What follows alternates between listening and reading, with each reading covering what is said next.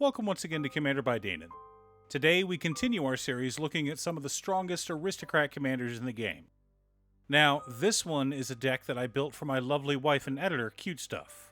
So I wanted to include it in the conversation, along with Pyro and Thalia and the Gitrog monster. Yes, I honestly believe that Liesa Forgotten Archangel is one of the strongest and most ruthless aristocrat commanders in the game, and by the end of this video, I hope to convince you as well. Also, and I know it's annoying to keep hearing this, but statistically if I don't ask you to like and subscribe, the video gets fewer subscribers. Liesa Forgotten Archangel is a 5-mana 4/5 legendary angel with flying and lifelink. Whenever another non-token creature we control dies, we return that card to its owner's hand at the beginning of the next end step. Additionally, if a creature our opponents control die, it is exiled instead. Liesa is basically a praetor. We get a benefit, and our opponents get a penalty. Now, what we need to do to take full advantage of Liesa is to have creatures that sacrifice themselves. Oh look! We have a whole bunch of them. And we only need 1 or 2 of them to ruin everyone's day. Because our creature comes back, our opponent's creatures are all exiled. How delightful! But before we get to our deck list, a quick word from new sponsor, T-Fury. Every day, T-Fury has new designs that are on sale, but as you can see, they also have a great collection of other shirts. Anime, D&D, 80s retro, comic books, Lord of the Rings. There are thousands of shirts to choose from. I've been a loyal customer of theirs for 10 years, and I'm so happy to finally be sponsored by them. Click the link down below to see new designs and to add to your geek wardrobe. In order to build a functional commander deck, you need lots of different pieces, which is why I try to rely on my handy-dandy checklist.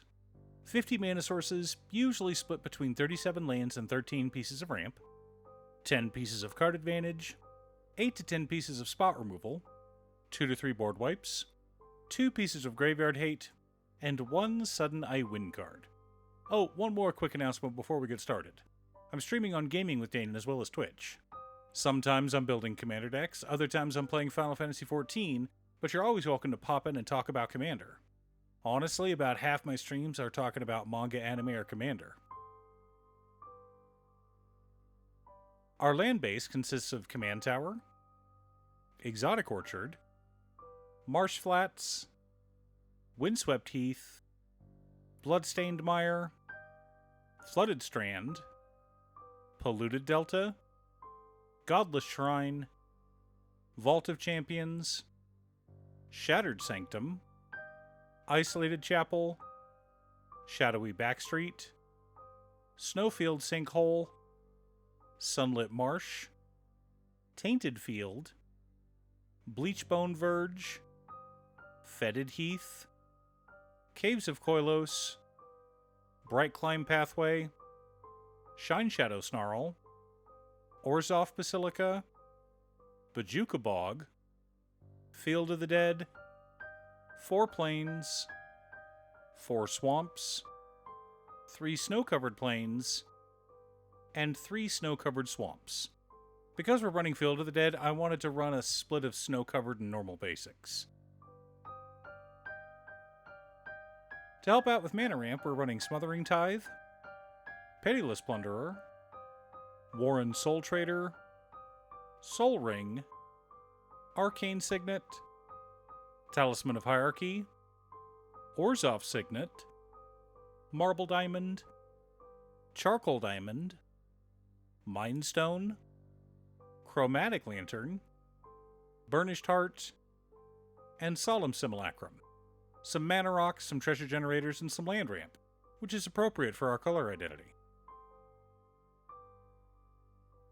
Our card advantage package consists of Grim Haruspex, Midnight Reaper, Twilight Prophet, Phyrexian Arena, Morbid Opportunist, Karmic Guide, Luminous Broodmoth, Harvester of Souls, Inspiring Overseer, and Spirited Companion. A bit of reanimation, but mostly thematic card draw, which should help us to churn through our deck and close out the game. Wait a minute, Danon, we're a Bracket 3 deck, which means we could have included a tutor. That is true. Feel free to let me know if you think a tutor or Field of the Dead was a better choice for this deck.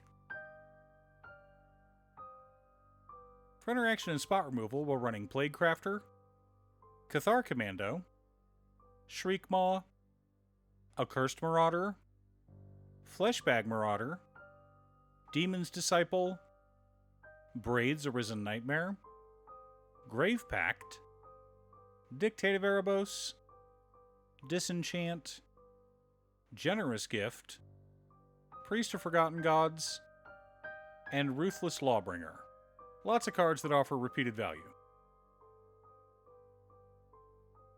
Our board wipes consist of Damn, Farewell, and Austere Command.